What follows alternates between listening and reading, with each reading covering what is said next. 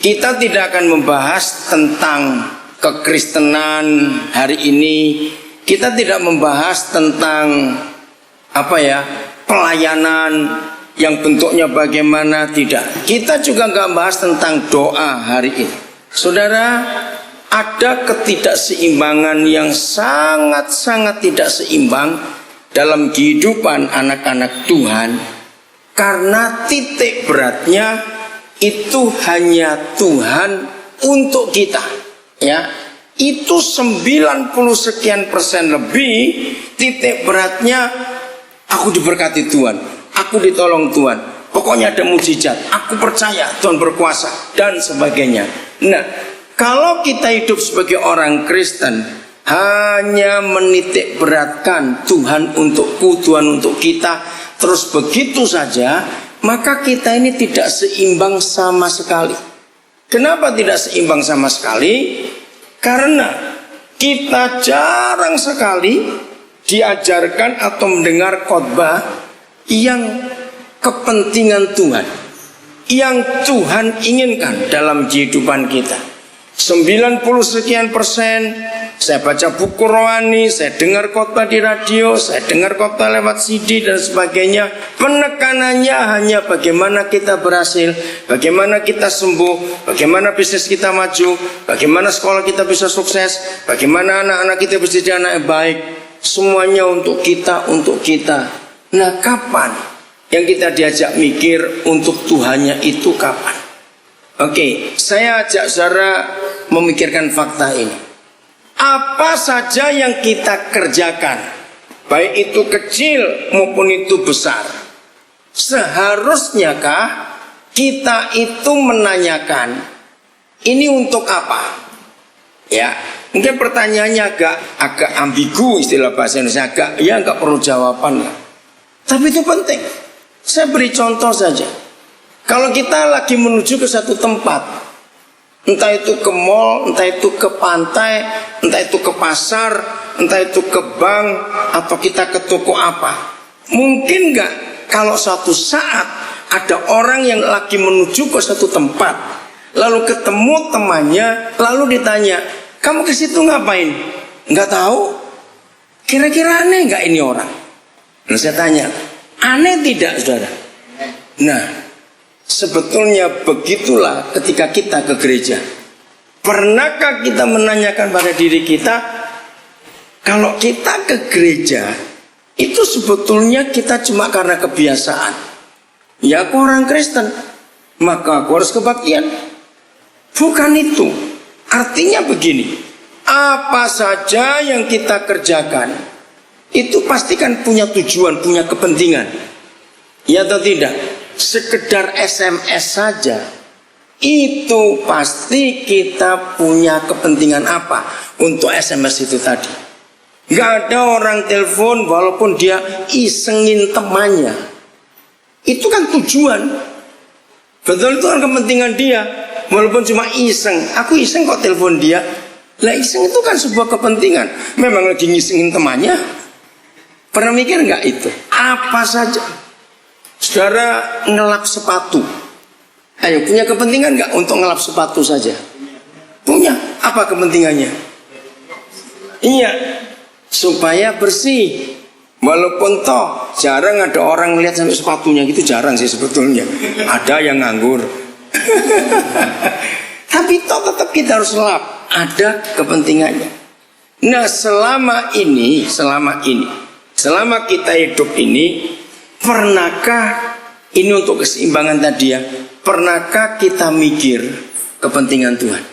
Dalam hati aja jawab. Ya, pernahkah kita mikir apa saja yang kita kerjakan itu untuk kepentingan Tuhan? Jangan tersinggung, tapi ini fakta. 99%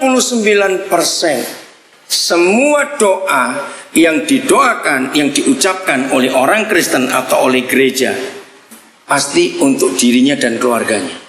Setuju nggak pas saya ngomong ini? 99%. Nah, padahal untuk doa pun Tuhan Yesus itu punya kepentingan. Ingat ketika dia doa di Getsemani untuk besok menghadapi salib. Ya, ingat? sampai keringatnya bercucuran campur darah, dia ngajak teman atau tidak? Siapa temannya diajak hari itu? Ayo, berapa orang? Siapa saja? Petrus, Yohanes, ayo siapa? Yakobus. 3 orang itu. Tuhan Yesus pun kalau berdoa itu punya kepentingan, bukan untuk dirinya. Dia mendoakan semua orang yang belum percaya kepada dia. Oke, kita buka ayat yang pertama. Ibrani 7 ayat 25. Maka itu kita harus ngecek juga, kalau kita berdoa itu untuk kepentingan siapa? Ini penting sekali untuk kita tanyakan dalam hidup. Karena kalau kita tidak bisa tahu kepentingan-kepentingan siapa ini, maka hidup itu melelahkan dan membosankan. Ibrani 7:25. Saya ulangi lagi, kalau kita ini hidup tanpa kita tahu untuk kepentingan-kepentingan siapa, maka hidup ini sangat melelahkan dan membosankan. Maaf ya, saudara yang bekerja, pagi-pagi saudara harus bangun. Entah itu perusahaan sendiri atau saudara karyawan di satu kantor, satu perusahaan. Saudara bayangkan kalau saudara bekerja itu nggak tahu untuk kepentingan siapa. Punya motivasi nggak orang seperti itu? Tidak ada motivasinya. Nah, bagi saudara sudah berkeluarga, sudah punya anak, ia bekerja untuk kepentingan anak-anak. Betul? Kalau saudara belum menikah, saudara masih single, ia bekerja untuk modal kawin. Wajar bukan? Semuanya ada kepentingannya. Nah, ini yang kita tidak pernah tanyakan, jarang kita tanyakan. Kalau aku melakukan ini, itu untuk kepentingannya siapa? Saya ulangi lagi, Tuhan punya banyak kepentingan yang belum terselesaikan. Dan dia minta kita gerejanya, teman sekerjanya ini yang menyelesaikan, mengurusi, menolong kepentingan Tuhan. Katakan amin dulu. Nah, kita harus mikir itu tiap hari yang kita buat. Udah? Ibrani 7:25.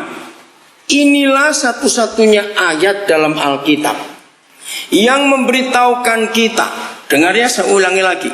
Inilah satu-satunya ayat dalam Alkitab yang memberitahukan kita, sejak Tuhan Yesus naik ke surga sampai nanti dia datang kembali, yang kita semua nanti-nantikan itu, apa yang dia kerjakan, hanya ayat ini yang menuliskannya. Sudah dibaca? Apa yang dikerjakan di surga? Ada satu kata kunci di ayat itu yang menunjukkan kita apa yang dia buat. Sudah ketemu? Apa? Apa yang dia kerjakan di surga? Ya, menjadi yang kuat, pengantara. Menjadi pengantara, menjadi mediator, menjadi pembela, menjadi lawyer. Ya, Jermannya Anwal, ya. Oh, masih ingat kalau begitu. Ya, menjadi pengacara. Lalu berapa lama? Ada kata kuncinya itu yang sebenarnya. Berapa lama? Iya, yang kuat berapa lama? Senantiasa. Nah, kata senantiasa menunjuk terus menerus. Tapi sampai kapan? Tidak ada kata batas waktu, tapi ada kata yang menunjukkan ada batasnya. Sampai kapan? Baca. Ayo, sampai kapan? Ayo temukan kata itu. Nah, ini cara kita belajar Alkitab. Ya. Orang Islam selalu punya konsep begini. Jangan baca yang tersurat, tapi cari yang tersirat. Saudara, waktu saya menemukan kalimat itu dari orang Islam, apa maksud kata itu? Beda, yang tersurat itu yang tertulis, yang huruf itu tadi. Tapi di balik itu ada yang tersirat, ada rahasianya. Nah, seperti ayat ini. Roh Kudus menolong saya, kalau saya belajar Alkitab, sampai dia bisa tunjukkan sampai yang dalam-dalam. Nah, berapa orang yang sering mendengar saya mengajar, mereka ada komentar, kamu kok bisa sampai seteliti itu? Kenapa aku sudah baca bolak-balik kok nggak ketemu itu? Nah, jawaban saya cuma satu. Dengarkan ini baik-baik. Selama kita sebagai gereja selalu memikirkan nasib orang-orang yang belum percaya Yesus itu diapakan, maka disitulah firman akan keluar rahasianya. Kalau kita hanya hidup untuk diri kita sendiri saja, maka Alkitab tidak akan punya arti yang sesungguhnya. Nggak akan kelihatan, nggak akan muncul rahasia-rahasia itu. Saya akan buktikan hari ini di hadapan saudara. Beberapa ayat yang sehari-hari mungkin kita baca, sering kita dengar khotbah, tapi di dalamnya ada hal-hal yang luar biasa. Oke, saya kembalikan ke Ibrani 7:25. Walaupun ada kata senantiasa, dia menjadi pembela, jadi pengacara buat kita, tapi ada batas waktunya. Sampai kapan? Iya, betul. Sampai semua orang, tidak ada yang tidak diselamatkan. Supaya semua orang bisa datang kepada Bapa di surga lewat dia. Siapa yang dari kemarin sampai tadi, saya tanya jujur ini ya, yang dari kemarin siang, kemarin pagi jam 8 TV One, lalu jam 11, jam 12 semua TV Indonesia menyiarkan berita Afriani. Betul, Xenia maut itu. Nah, sampai sore tadi, lalu saudara perhatikan apa yang diperdebatkan. Saya mau cerita ini kepada saudara. Kalau saudara mengikuti berita itu dari kemarin sampai tadi, saudara perhatikan salah seorang pengacara korban, namanya Ronita Lapesi. Itu anak saya. Dia itu yatim piatu, saudara, dari SMP. Lalu saya ambil dia dari Manokwari. Saya sekolahkan dia dari SMA, saya biayai. Nah, sejak SMA saya sudah bimbing dia untuk menemukan destiny hidupnya. Dia berkata, "Pak, saya mau jadi pengacara." Baik. Dia pertama melihat orang-orang Papua yang buta hukum. Nah, dia ingin menolong. Maka S1 dia di Atmajaya, Jakarta. Dia lulus. 3 bulan setelah lulus, langsung dia magang di 2 pengacara terkenal di Jakarta. Bulan keempat, bersama dengan teman-temannya 3 orang, jadi berempat dengan dia, mendirikan kantor pengacara sampai hari ini. Hari Senin kemarin tanggal 27, saya mendoakan itu pas ulang tahun yang ketiga kantor itu. Bulan Oktober dia akan selesai master hukumnya dari Gajah Mada. Itu pun saya biayai. Nah, yang luar biasa kasus ini, namanya sudah tercatat. Nah, itu kalau saudara ingat, saya sering bicara tentang history maker, betul, pembuat sejarah. Nah, anak ini saya motivasi betul-betul. Jadi dia membuat sejarah hukum di Indonesia. Begitu kasus Afriani merebak, dia memang sudah menyediakan diri kepada mediasi hukum yang ada di Jakarta untuk menawarkan diri sebagai pengacara gratis untuk orang yang tidak mampu. Seminggu setelah kasus Afriani, jadi kira-kira tanggal 27 atau 26 Januari, satu wartawan, satu media memanggil dia. Ternyata 4 keluarga korban, 9 yang mati bukan? 4 itu di satu RT, itu tanah tinggi di daerah Senen. Yang lain ada di Jawa Tengah dan daerah mana. Nah, ketika beberapa wartawan mendatangi keluarga korban, sudah seminggu ternyata nggak ada pengacara yang mendampingi. Jadi mereka juga nggak ngerti mau ngapain. Lalu anak saya ini ditelepon. Telepon datang, itu jam 11 malam. Karena dia sudah mengajukan diri. Akhirnya sejak hari itu sampai persidangan kemarin, Ronita Lapesi ini terus mendampingi 4 keluarga korban itu. Keluarga 4 korban atau 4 keluarga korban. Keluarga 4 korban itu. Nah, yang luar biasa, hukum di Indonesia ternyata selama ini, kalau ada orang menabrak orang karena kecelakaan lalu lintas, itu undang-undangnya hanya undang-undang lalu lintas. Tapi Roni ini membuat hukum berubah di Indonesia, bahwa itu pasal pembunuhan nomor 338. Nah, itu yang diungkap. Belum pernah ada orang yang mikir Selama 67 tahun Indonesia jadi negara. Baru Roni ini umurnya belum 30 sekarang, saudara. Dan itu tercatat di sejarah hukum Indonesia nanti. Dia yang pertama kali menyatakan sejak itu semua orang akan hati-hati kalau menjalankan mobil, karena bisa kena pasal pembunuhan. Maka itu hukumannya tuntutannya kan 20 tahun. Tapi jaksa merubah hakim jadi 20 tahun. Wah, keluarga korban kemana saya ikuti di TV, ribut besar. Tadi pagi jam 8 masih live lagi di TV. Roni ini diwawancara lagi. Karena ini jadi berita nasional. Nah, itu salah satu contoh. Kenapa saya bacakan ayat ini? Yesus itu jadi pembela untuk orang-orang yang belum diselamatkan itu senantiasa.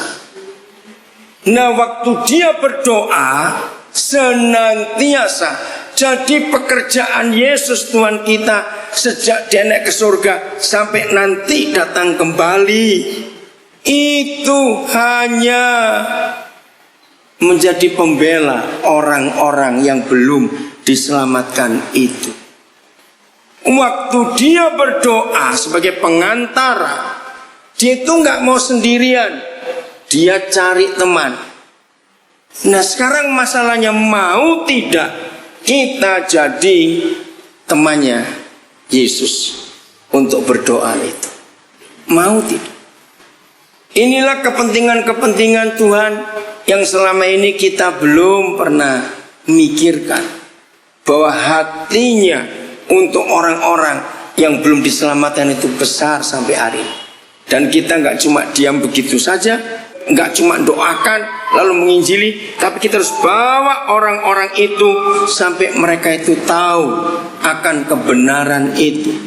Ngerti maksud ini, saudara? Ayo, untuk kepentingan siapa? Dalam segala hal yang kita buat. Karena kalau tidak, kita akan bosan hidup sebagai orang Kristen. Maaf, sampai hari ini masih cukup banyak orang Kristen yang membedakan antara Kristen kalau kebaktian dan ketika Kristen di tempat umum. Ngerti nggak pernyataan ini? Sampai hari ini masih banyak orang yang membedakan itu. Padahal tidak boleh. Kita ini menjadi Kristen itu 24 jam penuh. Sehingga baik kita lagi kerja, kita lagi makan, kita lagi apa saja, kita ini tetap Kristen. Nggak cuma waktu kebaktian saja. Artinya kita itu menyatakan Yesus dalam kehidupan kita, dalam kondisi apa saja. Kalau kita bisa menyatakan kekristenan kita dalam kondisi apa saja, berarti kepentingan-kepentingan Tuhan sedang kita lakukan. Filipi 2 ayat 21. Nah, sambil saudara melihat ayat itu, Filipi 2:21. Mengapa negara Indonesia rusak? 67 tahun negara ini merdeka, tapi keadaan masih seperti ini. Karena pemerintah yang ada tidak mengutamakan kepentingan rakyat, tapi mereka mengurus kepentingan dirinya dan kelompoknya atau partainya saja. Maka itu jadi kacau negara ini. Udah, ayo kita baca sama-sama ayat itu. 1, 2, 3. Sebab semuanya mencari kepentingannya sendiri saja, bukan kepentingan Kristus Yesus. Ayat itu pendek, tapi mari kita jujur. Kepentingan siapa yang kita urus hari-hari ini? Bukan berarti tidak boleh ngurus tanggung jawab, harus kalau itu. Tapi di tanggung jawab kita untuk kita bekerja, di dalam tanggung jawab kita untuk menyelesaikan urusan yang kita harus kerjakan, apalagi kalau saudara seorang karyawan. Tapi tetap sisihkan waktu untuk ngurus kepentingan Tuhan. Bukan kepentingan diri kita sendiri, tapi kepentingan Kristus Yesus. Saudara, pokoknya kepentingan Tuhan cuma satu kok, nggak banyak, cuma satu. Selamatkan orang-orang itu. Udah itu saja, nggak ada kepentingan lain. Oke, kalau saudara masih ragu-ragu, saya tunjukkan ayatnya.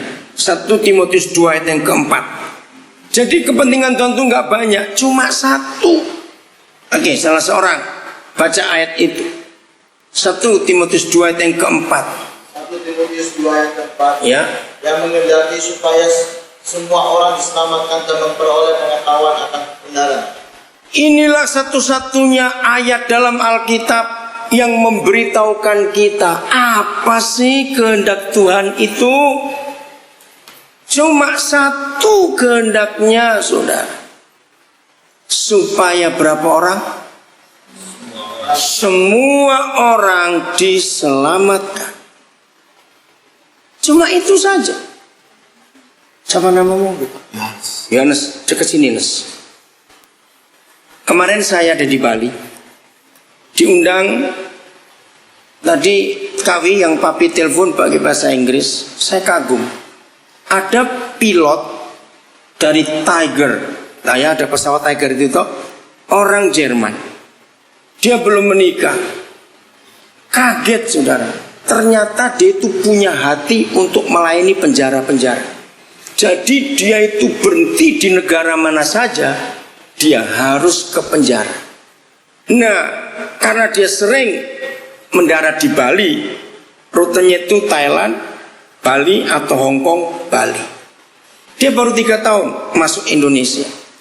Ternyata dia sudah punya pelayanan di penjara Kerobokan di Bali. Nah, nggak tahu bagaimana dia bentuk tim. Hebat ini pilot. Nah, salah satu timnya itu anak saya, orang Medan. Setelah 2-3 kali anak saya itu ikut, nah terus dia bilang kepada Eugene ini, wah papa saya punya hati ke penjara juga. Lalu kemarin saya ikut. Waduh, dia senang sekali, saudara. Nah di situ saya ketemu Bali 9. Tahu Bali 9? Yang penyelundup narkoba 2,8 kilo heroin itu. 2 kan divonis mati, yang 7 seumur hidup. Andrew Chang dengan Matthew siapa itu divonis mati. Nah, tahun yang lalu 2011, Andrew Chang ini mau bunuh diri di penjara karena dia nggak tahan, dengan cara gantung diri. Sebelum dia mati, ternyata Tuhan Yesus datangi dia. Nggak jadi mati dia. Sejak itu hidupnya berubah. Dia jadi penginjil di penjara itu, saudara. Kemarin dia bisa ngomong bahasa Indonesia patah-patah walaupun begitu. Dan yang luar biasa lagi, dia jadi gembala, jadi pemimpin kebaktian di situ. Dia nginjili orang Hindu, orang Islam, orang Buddha. Wah, dia sudah nekat betul. Saya tanya, kamu kenapa berani? Loh, kalau garis saya ditolak, saya mati. Untuk apa saya takut? Wih, nekat betul. Hatinya berkobar-kobar. Nah, saya ketemu itu orang-orang yang dia injili. Nggak sampai setahun sudah 9 orang yang bukan Kristen dibaptis gara-gara dia. Wah, saya pikir pendeta kalahin dulu dengan kamu. Saya bilang begitu. Nggak sampai setahun 9 orang yang bukan Kristen dibaptis gara-gara dia. Nah, malamnya saya nginap di satu villa. Saya belum kenal orang itu, namanya Pak Peter di Sanur. Wih, villanya keren. Dia beli tanah satu kompleks, ada 9 villa disewakan. Nah, terus satu saya pakai dan saya ajak anak-anak saya untuk nginap. Nah, waktu kami masuk ke villa itu, terus saya itu melihat bukan satpam, tapi yang bagian buka pintu pagar itu. Begitu dia buka pintu ke pagar, mobil kami masuk, Roh Kudus bilang sesuatu kepada saya tentang anak itu. Saya diajak makan dulu oleh pemilik villa. Terus setelah makan saya tanya, boleh nggak saya bicara dengan yang buka pintu tadi? Oh, dia baru 6 bulan kerja di sini dari daerah Lombok, belum Kristen. Oh, boleh Pak Daniel? Ya udah, saya makan. Sudah malam, hampir jam 11. Terus saya panggil, saya cuma sampaikan satu kebenaran saja. Tuhan jamah dia, sudah. Waktu saya peluk dia untuk saya doakan, dia menangis. Dia bilang, saya tuh nggak pernah ketemu bapak saya sampai hari ini. Saya pernah nekat kalau saya ketemu saya akan bunuh orang itu. Kenapa saya dibuang? Ikut kakek neneknya dia. Nah, coba Yohanes bacakan. Nggak, saya itu nggak tahu dia ini kalimatnya apa, saya juga nggak tahu. Tadi malam ya setelah didoakan ini jam berapa? Coba bacakan tanggalnya. Tanggal 30 Agustus jam 14.58. Enggak, yang ini yang kemarin dulu. Oh yang kemarin 29 Agustus jam 11 malam lewat 53 sampai Ya, jam jadi 12. jam 12 setelah saya doakan. Dia ngomong begini. Selamat tidur ya Bapak, Tuhan Yesus memberkati. Bobby. Saya kaget dia bisa ngomong terus memberkati. Oke. Terus tadi pagi dia SMS saya lagi setelah saya tiba di Surabaya. Nah itu saya nggak tahu kalimat itu bagaimana itu. Jam tadi Jam 14.58 Siang tadi ya. siang. Bapak sudah sampai maksudnya sudah sampaikah? Ya. Aku rindu ketemu Bapak nih. oh nih Ya, nih. maksudnya kayak Oke, gitu. makasih. Saudara, saya kaget. Baru semalam ketemu dia bisa seperti ini. Bisa ngerti nggak maksud itu? Kalau saudara hidup selalu mikirkan kepentingan Tuhan, maka orang-orang yang butuh Tuhan akan gampang kita tangkap.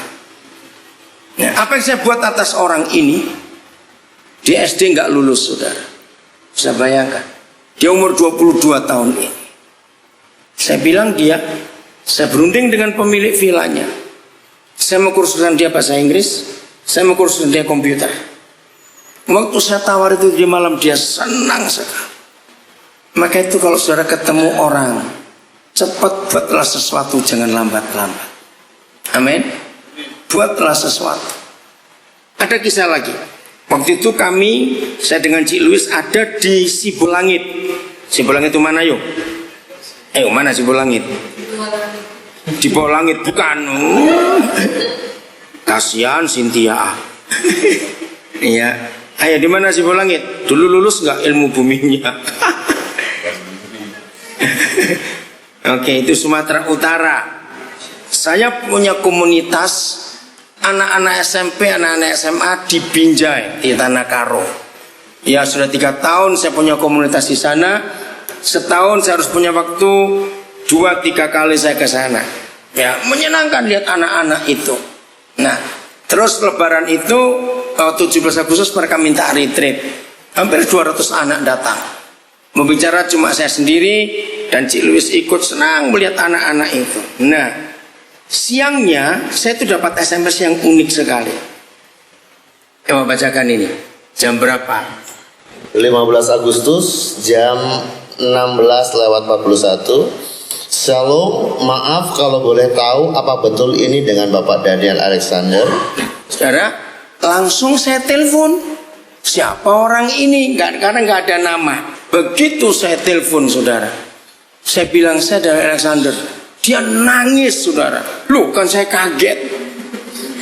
Dia nggak nyangka kalau saya langsung telepon. Ternyata dia seorang pembantu rumah tangga di daerah sebentar Pekanbaru ke atas Dumai.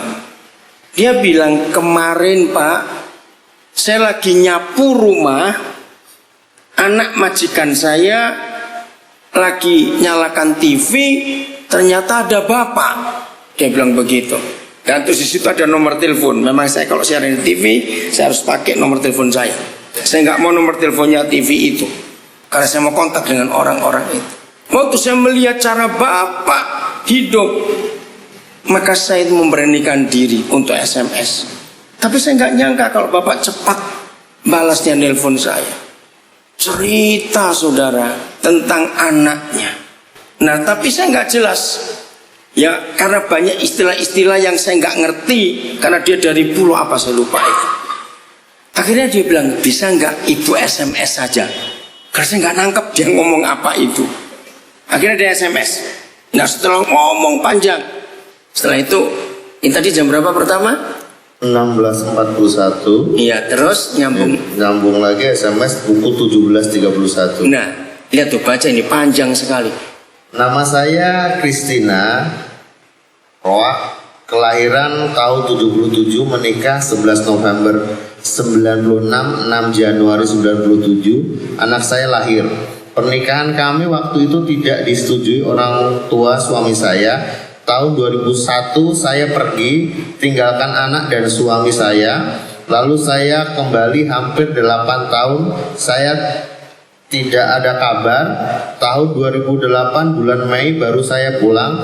Itu anak saya kelas 5 mau naik kelas 6. Pertengahan tahun 2010 saya hilang kontak karena HP saya hilang. Bapaknya meninggal bulan April tahun 2010. 2 tahun sudah saya tidak tahu keberadaan keluarga dan anak saya. Saya rindu mau ketemu anak saya. Nah, saudara, kasihan nggak hidup seperti ini? Nah, lalu saya tawarkan, jadi ibu mau pulang tidak untuk cari? Saya nggak punya uang, saya bilang, saya bayari. Kalau boleh saya ngomong pada majikan ibu dulu, bisa nggak ibu pergi? Saudara, langsung timbul belas kasihan Tuhan dalam hidup orang ini. Setelah saya telepon, ya, saya ngomong lagi panjang. Nah, terus dia balas lagi SMS-nya itu. Jam berapa itu sudah tadi? 17.48. Apa anak saya pantas Bapak terima dengan mempunyai ibu seperti saya? Saya merasa bersalah karena telah menelantarkan anak saya. Tapi Tuhan Maha Pengampun, saya bersyukur sekali karena sekarang saya dipulihkan dan menjadi anak Tuhan. Padahal saya belum ngomong panjang, sudah. Saya bilang pada dia, ibu, kalau ibu memang tidak keberatan, biar anak ibu kami bawa ke Nabire. Kami akan urus baik-baik. Dia mau cari anak itu di mana sekarang, karena dia nggak tahu, kehilangan jejak. Maka itu dia merasa bersalah. Nah, ketika setelah itu saya balas begini. Tuhan Yesus sayang kita semua. Kalau ibu mau ikut sekalian ke Nabire, kami siap ajak supaya ibu bisa dekat dengan anak. Ya, saya tawarkan. Setelah di SMS saya telepon lagi, ibu kalau memang ibu mau, nggak usah dengan anak itu, ibu saja sekalian juga. Terus lihat jawaban berikut. Pukul 18.31, dengan senang hati saya mau. Saya kerja dulu beberapa bulan buat ongkos berdua. Tuhan Yesus sungguh baik, Dia buka jalan saat tiada jalan dengan cara yang ajaib. Kita tidak akan membahas tentang kekristenan hari ini. Kita tidak membahas tentang pelayanan yang bentuknya bagaimana, tidak. Kita juga nggak bahas tentang doa hari ini. Saudara, ada ketidakseimbangan yang sangat-sangat tidak seimbang dalam kehidupan anak-anak Tuhan.